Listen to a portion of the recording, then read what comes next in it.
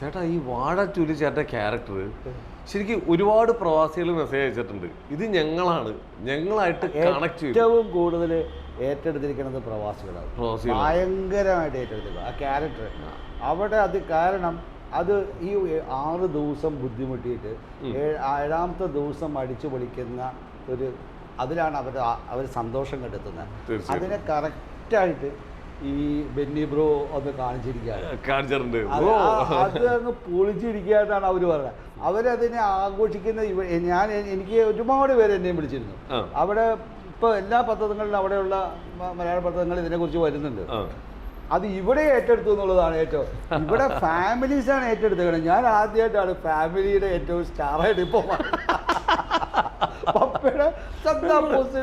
പപ്പയുടെ സന്താപ്പൂസ് കഴിഞ്ഞതിന് ശേഷം അമ്മമാർക്ക് ആർക്കും എൻ്റെ കണ്ണുകൊണ്ട് കഴിഞ്ഞു അമ്മമാർക്ക്.